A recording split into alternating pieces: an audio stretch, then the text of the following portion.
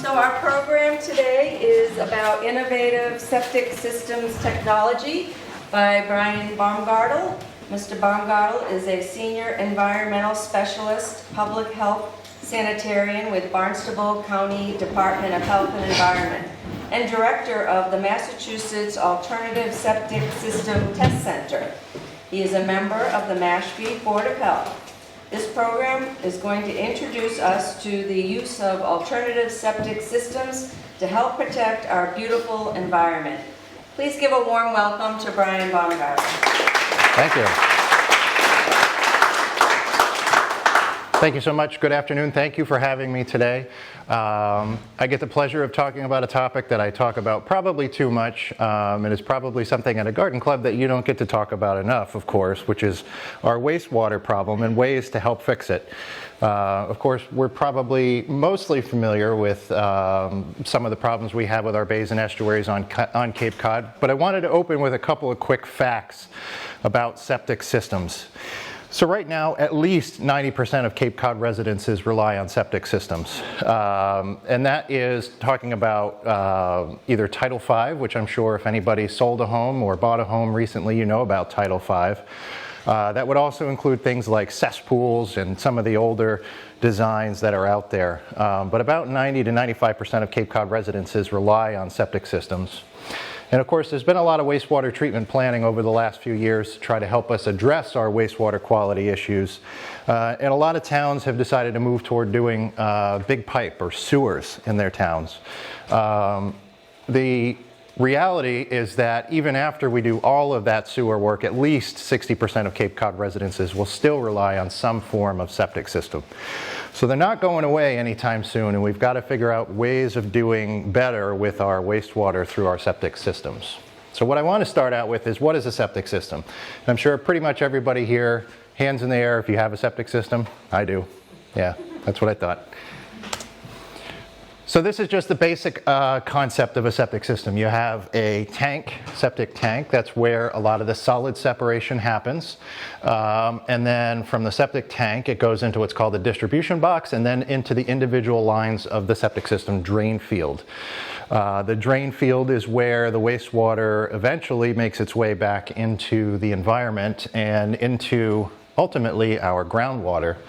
Of course, you probably know Cape Cod has a sole source aquifer, so we need to be very careful about protecting that. And I'm going to talk a little bit more about that in a minute. So this is a basic concept diagram of a septic tank. It's a little bit different than what we typically see here on Cape Cod.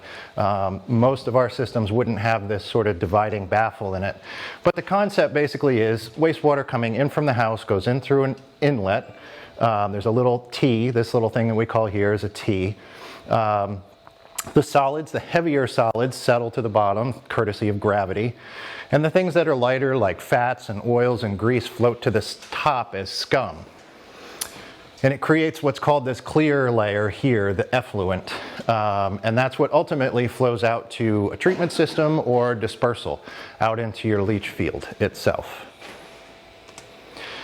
And here's just a quick little diagram of what's actually happening in a leach field. So typically you'll have a pipe, about 4-inch diameter pipe, with a bunch of little holes punched through it. There's typically a gravel layer, and then the native soils and sands sit underneath, and ultimately down here somewhere lies groundwater. And this separation can vary really anywhere from a couple of feet on down to multiple tens of feet from surface to groundwater. But the basic concept is wastewater trickles out of each of the little distribution holes and kind of makes its way down through the gravel, and then ultimately down into the sand, and ultimately into our sole source aquifer. And if you kind of zoomed in on the individual sand particles, this is what you'd see. This is a blown up little picture of the hole there where the wastewater is trickling out, and the little red lines represent maybe a couple little drops of water coming out through. And you can see some of the bigger sand or gravel particles here.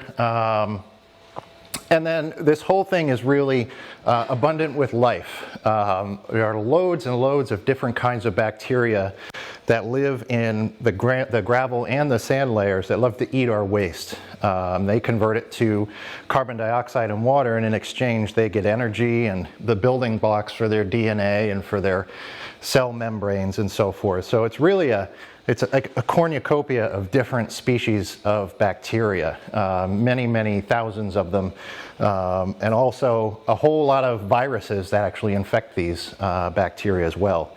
It's a whole ecosystem that lives in our septic system. One of the questions that comes up quite frequently is, why do I want to pump my septic tank? Or why do I need to pump my septic tank? And the recommendation for this is typically to pump it every 3 to 5 years. But I wanted to give you a sense of why it's important to do that. So this is a diagram of a healthy septic tank, just to kind of go back to that diagram I started with. So incoming wastewater comes down in, creates this clear zone, sludge settles to the bottom, scum goes to the top, and then it goes back out and goes out to the leach field facility from there. Here's what happens if you don't pump your septic tank very frequently. The sludge layer gets really thick. This scum layer also gets really thick, and it creates a very small clear zone here. The result of which is that there's less time for these solids to settle out. And sometimes if you let it build up too much, this sludge layer can actually start to cover the end of this T.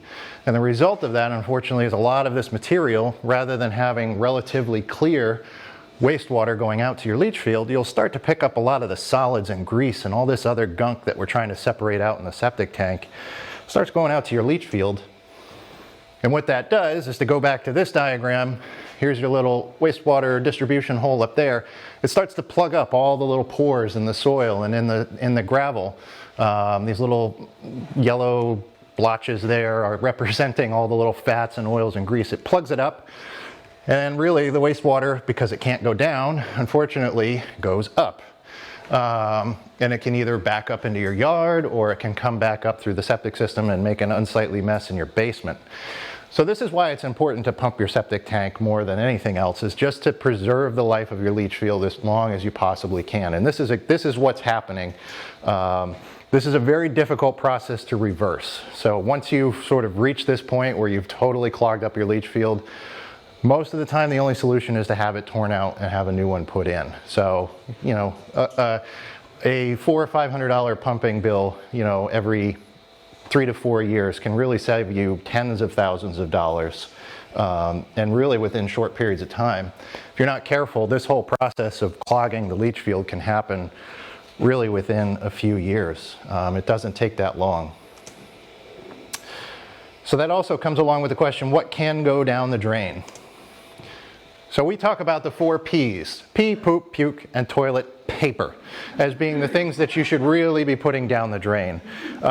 Most everything else you should try to keep out, in particular oils and greases from our cooking. So when you cook bacon and you have that big pan of all that residual bacon grease, put it in a cup, let it cool off, throw it in the trash. If you have a garbage grinder, that's probably about the worst thing you could have for a septic system. If you have one, get rid of it, because you're putting a whole lot of food waste into the system, and it's going to cause that sludge layer to build up a lot more quickly, and can result in leach fields failing much more quickly. So things you can't flush: food scraps, in particular garbage grinders, cooking grease, leftover medicines, that's a bad one. Leftover medicines are kind of a twofer. Depending on the medicine, it can kill the biology that's living in your septic tank and your leach field, and cause an early failure. The other thing is, a lot of those pharmaceuticals unfortunately don't get well treated in a standard septic system, so they'll make their way into our groundwater. And we all drink our groundwater, so it's something that we want to be sure to protect. So if you have leftover medicines, the best thing you can do for those is to find one of the medication takebacks. A lot of the fire departments and police departments will do that. They know how to handle the materials, and they know how to handle them and dispose of them as well. So look for those and don't send those down the drain. Flushable wipes are like public enemy number 1 when it comes to wastewater.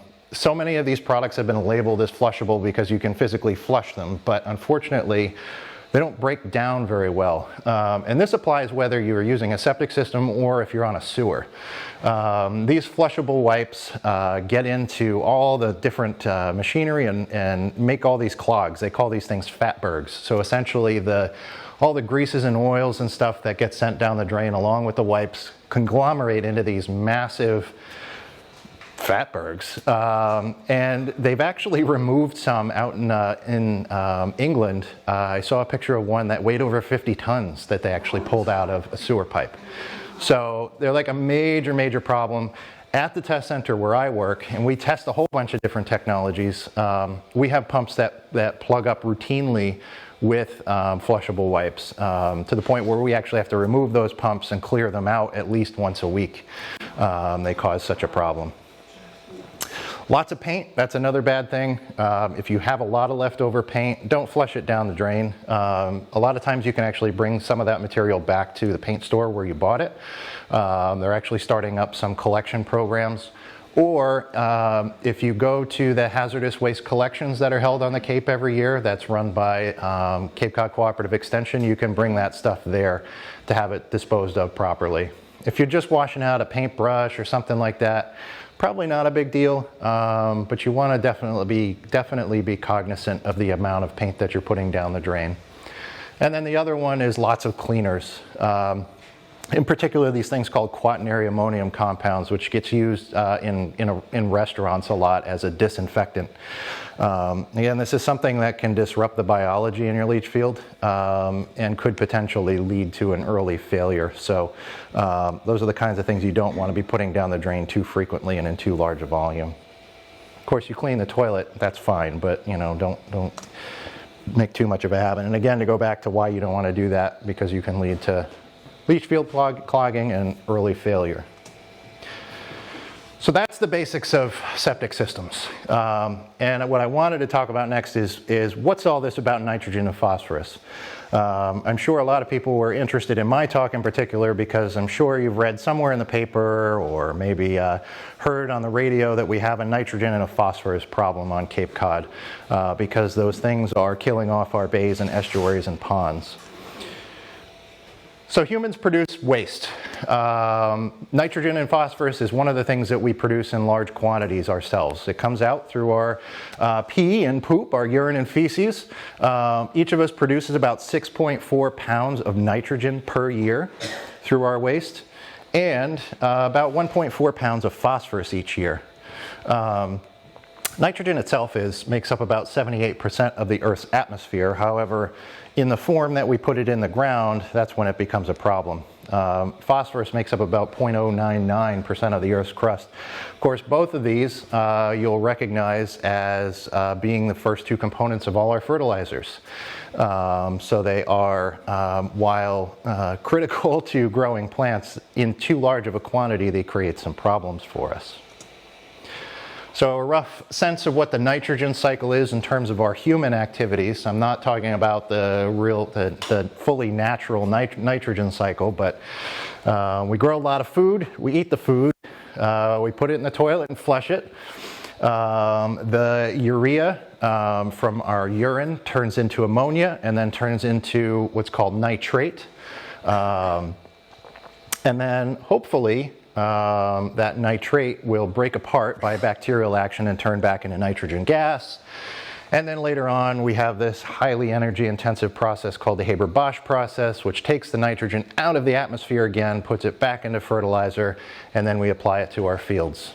So that's the nitrogen cycle as we humans have sort of sped it up. It's something that's always occurred with the exception of our technology and our tendency to abuse the privilege of nitrogen. Phosphorus, on the other hand, phosphorus is a concern for freshwater ponds and those types of things. Phosphorus never becomes a gas. Phosphorus is always in a mineral form. It's composed, rocks and gravels and those things typically have phosphorus minerals within them. So phosphorus is actually more of a geological time cycle, which is why we have such a problem dealing with it in our ponds and estuaries. So rocks are pushed up to the surface, they're weathered, They break down, the phosphorus makes its way either into our ponds where it settles out and becomes rocks again, or we put it on our fields and we eat it, and then we're kind of back into this cycle a little bit again. Phosphorus is the gift that keeps on giving. So in terms of our septic systems, I wanted to talk a little bit about where those nutrients are going in a standard system. I'm not talking about cesspools here, I'm talking about a Title V compliant type of system, one that has a septic tank and a soil absorption area or leach field. So coming into the house, we have a high concentration of nitrogen. I list it as 100 milligrams per liter of nitrogen influent. That's a concentration number. You don't really need to worry too much about memorizing that number. There's no quiz at the end of the day. We have about 8 to 10 milligrams per liter of phosphorus in our influent, mostly from our urine. About 25% of that phosphorus settles out in the septic tank into that sludge layer. And then the rest of it, that phosphorus and nitrogen makes its way into the soil absorption area. The way that they're designed, our leach fields will typically turn about 35% of that nitrogen into nitrogen gas, and that happily goes away into the atmosphere for us. The other 65%, unfortunately, makes its way into our groundwater, and about 75% of that phosphorus load does about the same thing. So why is our groundwater important? Well, here in Cape Cod, we all share more or less the same aquifer. We have what's called an unconfined sole source aquifer.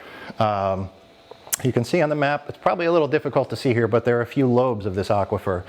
There's one here in the lower Cape, of which if you get your drinking water, it's coming from this particular lobe. There's one out here toward the lower, and then there's a couple, these are the Truro and Pamet lenses and the Aptucxet lens out in this section of the Cape. So how does an aquifer work? So underneath the ground, so if you imagine that this is Cape Cod, sort of in cross section, there is, of course, salt water on both sides, Atlantic Ocean on one side, Cape Cod Bay on the other, or could be Nantucket Sound in Cape Cod Bay, or whatever it might be. You'll have a salt groundwater section down here because it gets inundated by salt water. And then on top of the ground, we have rainfall coming down that recharges this little freshwater lens that sort of floats on top of the salt water, the salt groundwater. And this is where we get all of our water from. And this is also where all of the waste from our septic systems ends up going, which is into our freshwater lens. So then let's go and kind of zoom in a little bit and think about a watershed level or maybe a pond shed level. We have a bunch of houses around this particular water body. Each of those may have a septic system, and the problem now that we're creating is that we've got too much nitrogen or phosphorus. Each of those individual homes are contributing nitrogen and phosphorus to the groundwater, which groundwater loves to flow, and typically it'll flow towards a water body. So you can imagine the nitrogen created by all of these is flowing into that particular water body. And we end up with too much of a good thing. So while we see in a healthy ecosystem, we've got lots of eelgrass, we've got lots of happy fish, lots of happy shellfish. If we put too much nitrogen and phosphorus fertilizer now into our surface water bodies, what we end up doing is there are algae which will utilize that set of nutrients. They love nitrogen in saltwater environments, and they love phosphorus in freshwater environments. And they do what plants and things do that want to grow. They grow quickly. And that's where we end up with the algae blooms that end up killing off our fish and destroying our eelgrass beds. So it's too much of a good thing. While in the garden, nitrogen and phosphorus are something that you really want, that you want to have in your soil to grow good plants. Unfortunately, if we have too much of either of those things in our water, well, we grow a lot of algae, but unfortunately we kill off a lot of the other ecosystem that's living there. So a couple quick facts. I'm not going to, again, there's no quiz at the end of this, though maybe I'll do a quiz, who knows. So nutrient loading to water bodies. Again, nitrogen, primarily a concern in saltwater environments. 60 plus, even up above 100 in coming in on our influent wastewater. Title V systems remove about 35%, so we're seeing 39 plus milligrams per liter of nitrogen discharged to the environment. Or if we go back to one of my earlier slides, where I said about 6.4 pounds of nitrogen per person per year. About 35% of that is removed, so what's that? Probably about 4 pounds from each of us is going into the bay and estuary every single year. Phosphorus is a concern in our freshwater environments. We have 8 to 10 milligrams per liter in residential influent wastewater, but it can run much higher. We've had samples that have come back as high as 30 milligrams per liter. Title V systems remove about 25%, leaving about 6.75 milligrams per liter discharged into the environment. Makes it into our groundwater, goes into our ponds, creates algae blooms, kills off all the other life that's living there, and can also create those things called harmful algae blooms, which are where the algae that are growing in the pond produce what's called a toxin, which can injure us as humans, can make us sick, can also kill our pets. There have been instances of dogs, unfortunately, passing after being exposed to some of the toxins from harmful algae blooms. So certainly a concern. So how do we clean up this mess that we've created for ourselves? Well, one of the ways we can do that is to utilize centralized treatment infrastructure. We know these probably better as sewers. Basically, you take all your houses, you connect them with pipes to some sort of centralized treatment plant. The treatment plant does its thing and hopefully creates better wastewater or cleaned up wastewater and discharges it somewhere into the environment. And I put a little question mark here because that's one of the least sure things about centralized treatment infrastructure is trying to find where you're going to put it in the end of all of that treatment, because it's a large amount. It's many thousands or millions of gallons per day that need to be disposed of. So in towns that have sort of the land space to be able to put that back into the ground, that's great. Hopefully they can guide whatever that is away from some of their nitrogen sensitive estuaries. But there are other places that don't have the benefit of large land areas to be able to dispose of their wastewater. And that's really what goes on in Boston. Boston doesn't have a place to dispose of that wastewater other than out into Massachusetts Bay. So they ended up using an outfall pipe for final disposal of their wastewater. Unfortunately, Falmouth is finding itself in a situation where they don't have upland disposal areas that won't eventually make their way back into an estuary that they're trying to protect. So Falmouth is considering possibly looking at outfall pipes as a solution for their disposal needs. So it's certainly something that's, not always cut and dried and simple. One of the alternatives to centralized treatment infrastructure is decentralized treatment infrastructure. And this is really the use of advanced on-site septic systems or nitrogen treatment septic systems in individual residences, like over here in the on-site category, or in cluster situations where you might have 4 or 5 houses connected to the same system. And again, just to flash this back up real quick, the disposition of nutrients in a standard system, we're losing about 35% to nitrogen gas there, or I guess benefiting from 35% of the nitrogen gas there. So one of the types of alternative septic systems is to put in what I like to call a black box technology, which for the most part represents some sort of a tank system that would be put into a standard Title V system. So you'd have a septic tank, the IA technology, and then a soil absorption area. Hopefully, those IA technologies are able to remove 85 to 90% of the nitrogen and turn it into nitrogen gas. There's a range of technologies. Some of them do better than others. We're finding technologies that work much better than some that were around in decades past, which is a good thing for Cape Cod because it now becomes an option to be able to utilize IA technologies, perhaps in areas that make sense and use less for sewers. And then in the soil absorption area, we'll see probably 5% or less conversion to nitrogen gas because we're removing some of the other stuff that makes a soil absorption system be able to turn the nitrate into a nitrogen gas. So you kind of get a diminishing return there. So hopefully about less than 10% of the nitrogen going to groundwater. Unfortunately, most of these IA technologies are not designed for phosphorus removal. So we'll still see a good amount of the phosphorus either making it into the groundwater or kind of getting hung up underneath the leach field.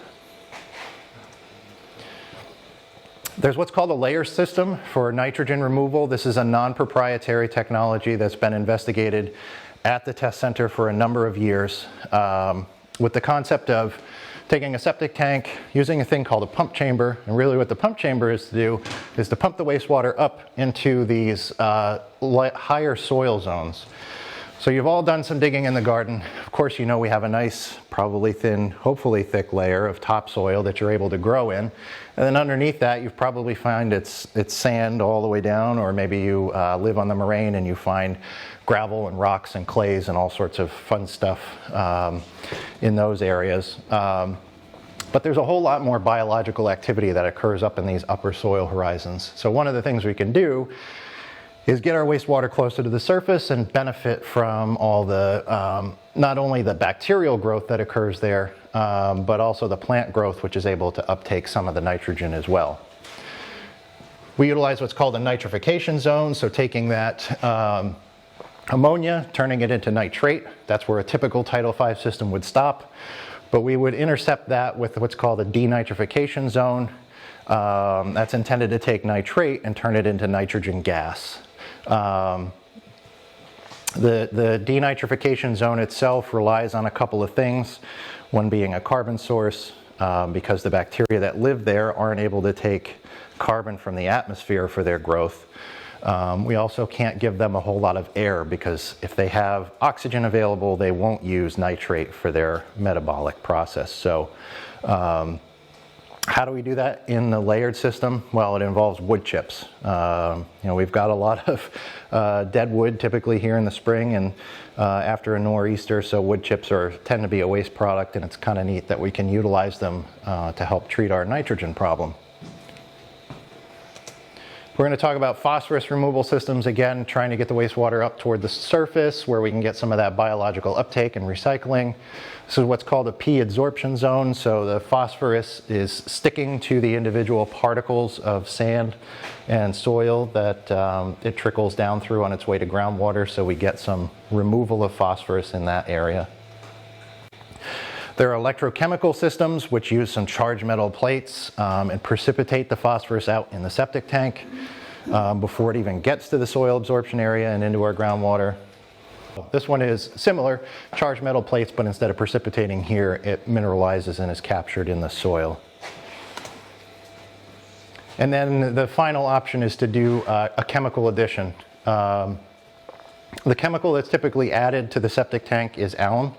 We use alum to help treat our ponds, to remove phosphorus from ponds, and you can actually use that in a septic tank to remove phosphorus before it gets out into the environment. So we have another option, eco-sanitation, and this is one of the areas we're exploring a lot more than we have in the past at the test center, because I think it offers some viable alternatives to doing any of this stuff. And the basic concept is there, why put it in the water in the first place? We all love our flush toilets. They work extremely well at making our waste go away, but if there are some other ways of not putting it into the water in the first place, it might be beneficial to explore some of those options. So what are those options? Composting toilets are one. And we're not talking about camp toilets. We're talking about really actually nice units that don't really differ a whole lot from what you're comfortable with. There's a really neat video which I'll share with Sue afterward to give to the group. There was I don't know if anybody here knows Sarah Monoloy or Molly New. I never know how to pronounce her last name.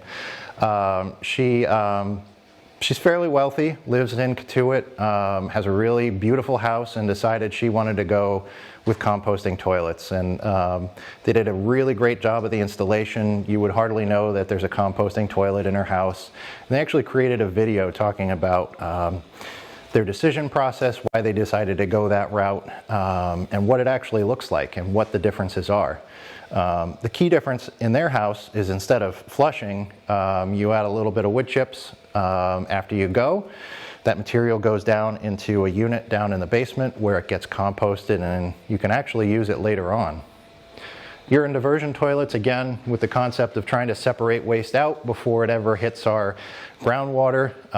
Most of the nitrogen and phosphorus in our waste stream comes from our urine, so if we can separate that out and treat it separately, there could be some beneficial reuse opportunities there as well, and we're investigating those. Incinerating toilets are an option. I don't personally like them because I don't think burning our waste is the way to solve the problem. It just creates a whole host of other problems, but they do exist as an option, basically. That's more like your camp toilet that you might have, the picture of in the back of your head. It actually burns the waste when you flush it. Gray water reuse is an option, so if you utilize one of these alternative toilets, you can actually reuse the gray water. You have to treat it a little bit differently, but you can potentially use gray water that's been treated to do irrigation in your yard if you want. And then biosolids is another option that's available not only to large treatment plants, but is also available to folks who might utilize some of these alternative toilet technologies. One question we always get is, how do we pay for decentralized wastewater treatment infrastructure? How do we pay for all these on-site systems? If a town like Bourne or like Falmouth or like Barnstable decides that instead of sewering large swaths of town, they want to utilize these advanced technologies to take care of their wastewater woes. So some of the possible funding routes, at Barnstable County, we have the Community Septic Management Loan Program. I'll give you a little bit more detail on that in a moment. You can get a bank loan, which unfortunately with the rates going through the roof right now, that's probably not a great option. Public subsidies, so things like tax credits or loan forgiveness or offering need-based grants, trying to help the people who need the help the most on Cape Cod. I think we all know that there are a lot of haves and have-nots around here. And we need everybody to have a functioning community. So trying to put together some of the need-based grants and loan forgiveness programs, I think, would be overall beneficial. So we've recently renamed our Community Septic Management Loan Program to Cape Cod Aqua Fund. Our little tagline is financial support to help Cape Cod homeowners meet their clean water goals. So this program has existed for over 20 years. We've done about probably $55 million in loans by now, probably coming up on $60 million in loans, with the purpose of helping people replace their failing septic systems. In the past, for the most part, what's been funded is replacement. So a failed system gets replaced with a new Title V system. The new program is more geared toward trying to help people who live in those areas where they're going to need to do something for nitrogen purposes, putting in sewers, or funding their sewer connections, or putting in alternative septic systems where those are used.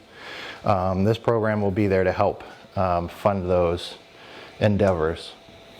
The primary goals: provide low to zero interest clean water betterment loans. Meet demand to fund more projects, because there are going to be a whole lot more projects over the next 30 to 50 years. And probably honestly beyond that. Promote economic equity by assisting those who need it, and also maintain long-term program sustainability. We want to make sure that this program is around for a long time and is able to help where it's needed. So helping to make the cost of clean water solutions more equitable. I've always loved this graphic because it's really what we're trying to do with this program. Equality would say, no matter how tall you are, we're going to give you the same size box to look over the fence. And some people still can't see over the fence. They can't benefit from the infrastructure, or if you could replace this baseball field with one of our ponds or estuaries. There are some who still can't see over the fence and enjoy.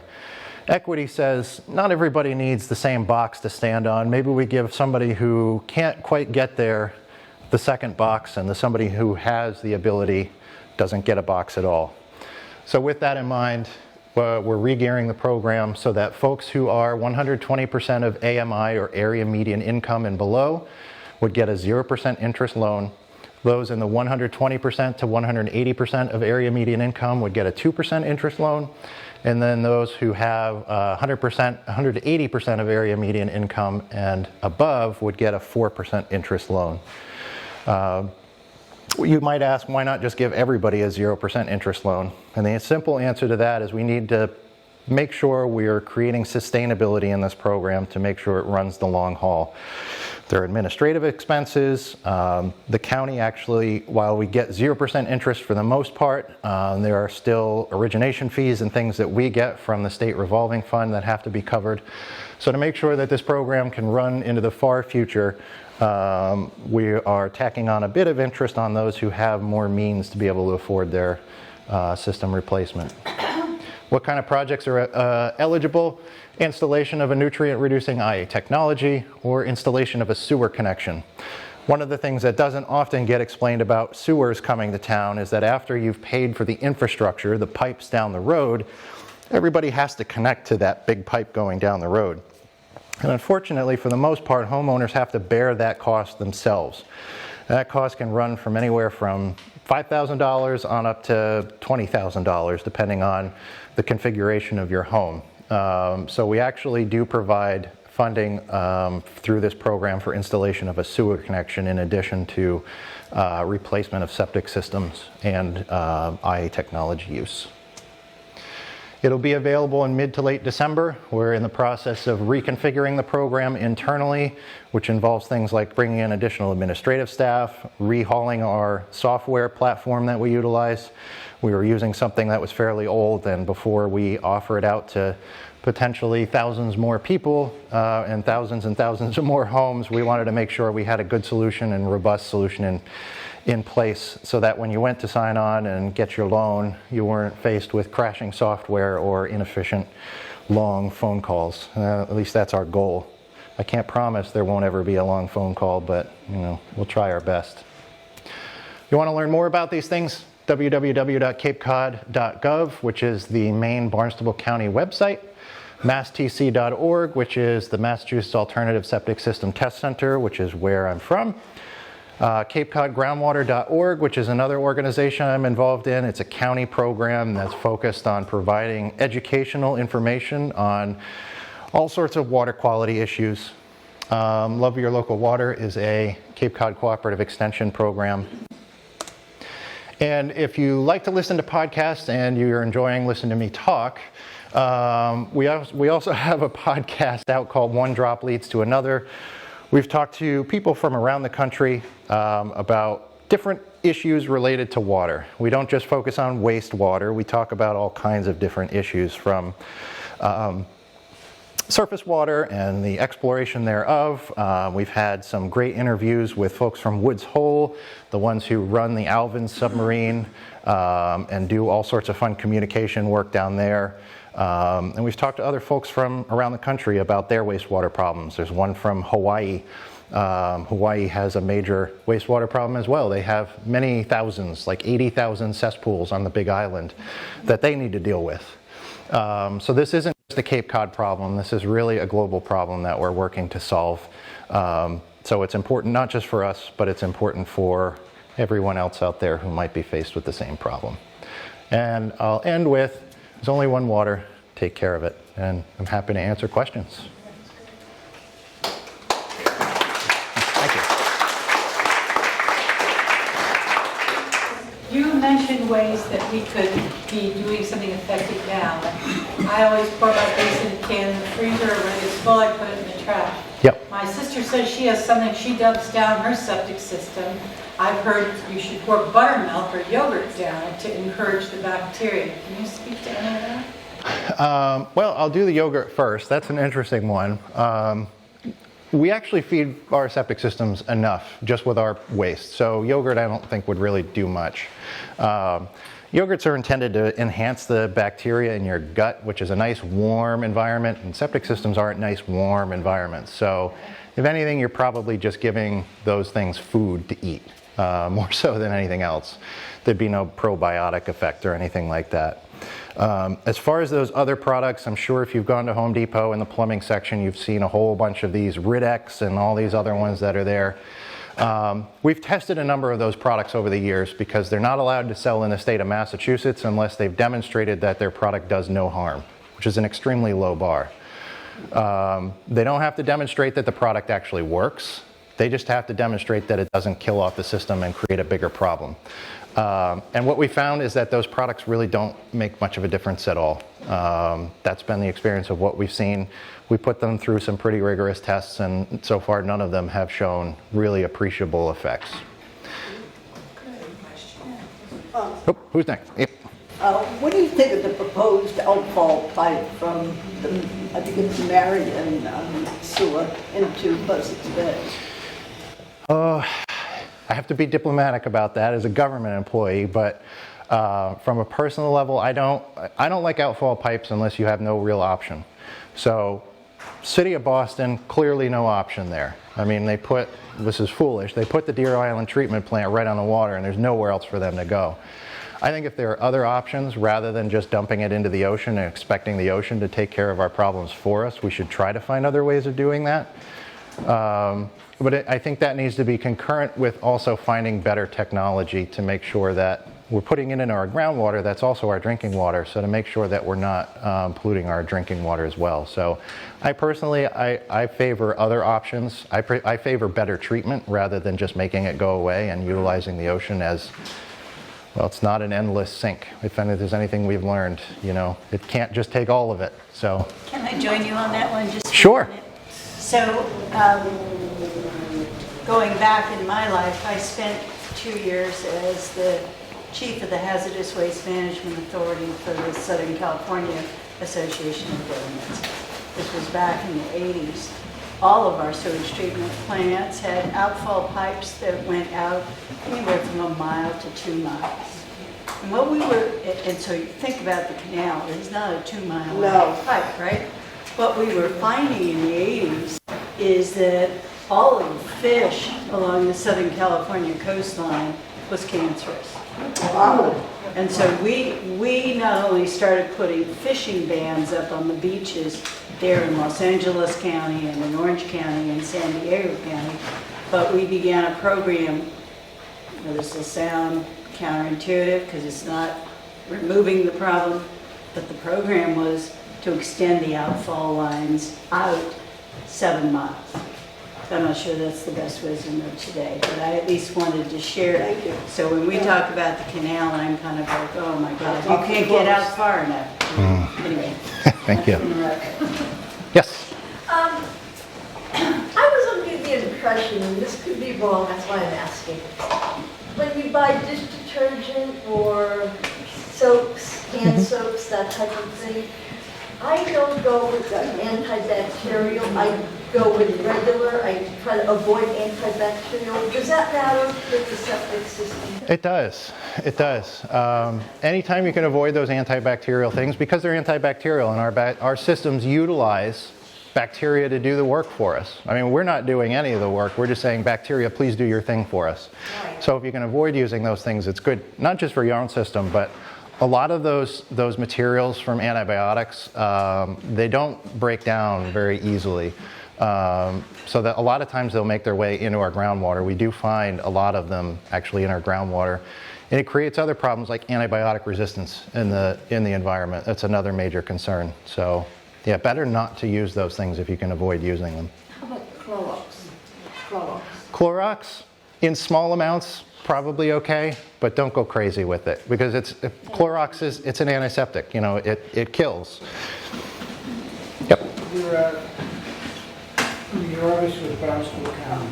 Yep. It appears that, and I've seen other talks before, obviously they're doing a lot of oyster plantings in West Falmouth, North Falmouth, trying to clean up some stuff. And then also there was a big experiment where a bunch of people went to these enhanced septic systems. Do you know anything about the results of either of those? Or you just up to date on any of those? So specifically on the oysters, I mean, I will caveat that I'm not an oyster expert, but I do study a lot on this topic. So, Studied the oysters Rockefeller last night.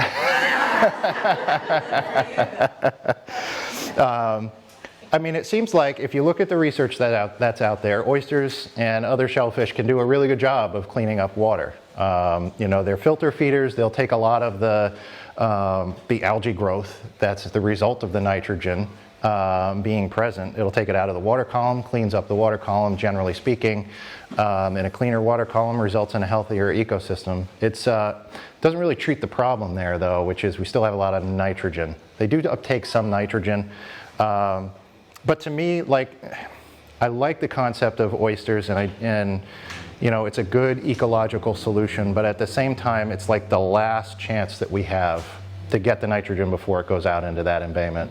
And if we're going to wait that long, if you have a failure at that point, there's no there's nothing you can do at that point. You know, if you have a failed treatment plant, maybe you could do something about that. Or, you know, if you had some septic systems that aren't doing so great, you could replace them and hopefully move forward from there. But you have a shellfish die-off. I mean, you can get viral infections of shellfish that'll kill off whole crops. And if you lose them all, now you've lost all of your nitrogen treatment and you need to reseed everything and start from fresh. So, you know, it can be a good solution, but it's a little risky. Small piece to the puzzle. How about the enhanced systems that they were testing and found? They started those 5 to 10 years ago. There seemed to be a study of 10 or 20 houses. Yeah, so the West Falmouth Harbor project, it was run by the Buzzards Bay Coalition.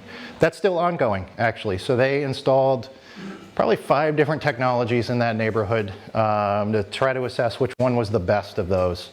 There were some that didn't do so great, and they identified a couple that worked really pretty good. The system that worked, one of the systems that worked well in that study, which was a system called Nitro, by a company called Clean2, which is actually out of Martha's Vineyard. They are a total local startup company. Their prototype sits at the test center right now, where they did all of their initial research. That product has since moved on and was heavily utilized in the Schubel Pond project in Barnstable, which you may have heard about. It's a project with the Barnstable Clean Water Coalition, and we're involved with that project in assisting with technical assistance, and we do all the operation of the systems and the sampling of those systems. That Schubel Pond project, by the way, is probably Z. Crocker, who runs Barnstable Clean Water Coalitions. It's probably one of his masterworks, to be honest, because he was able to bring in not only county resources and town resources, but he got EPA interested in it, and he got USGS interested in it, and the Nature Conservancy, and they've all put quite a few resources behind that project. So I would honestly congratulate him just on that Herculean effort alone.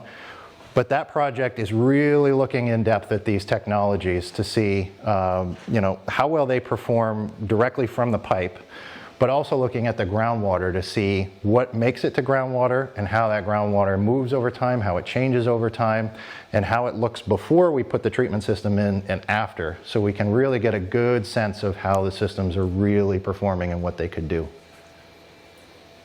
Thank you. Mm-hmm. You talk about food scraps being harmful. How about a limited amount, say those that escape through the sink, through the sea? A little bit is fine. I should have brought it with me. I use one of those little filters that you can put in the sink. They're like a finer mesh strainer. Yeah, those work well. You have to tap them out, but my wife gets annoyed with it sometimes, and she'll just kind of move it off to the side. And I say, no, I'll empty that for you and put it back. But another great tool, I just got I forgot them on my desk, little pot scrapers. They're little plastic. They're like 99 cents a piece. Those are great too, because you can scrape your plates into the trash, and then you don't have to deal with it in the sink at all. I think I saw. You mentioned that there was something that you could add to your septic system. I don't know if it would help the nitrates or the phosphorus. Oh, that's Lilium or something like that? the alum addition system. Yeah. So that's one that's specifically geared toward the phosphorus problem.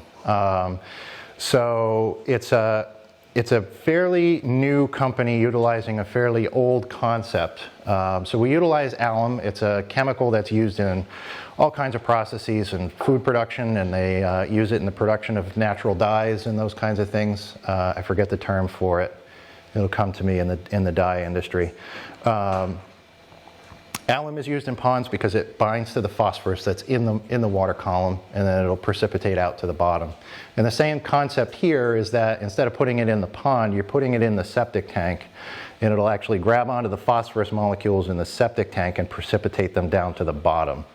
That research goes back as far as the mid-'80s by work done by EPA. But what wasn't figured out is how to know when to put the alum into the tank and how to do that. And thankfully, we live in this great thing called the Internet of Things world, where everything is connected.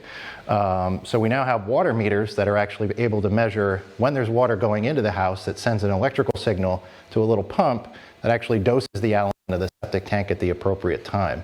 So we're working with this company. It's called Clear Lake Technologies. They've been doing some work up in upstate New York and in New Jersey with this technology that this gentleman has developed. And we're hopefully going to be installing a couple of these on some houses as a little pilot And then we'll kind of expand it from there to see if it's a valuable technology. It could be low cost, wouldn't require you to dig up your yard or anything like that.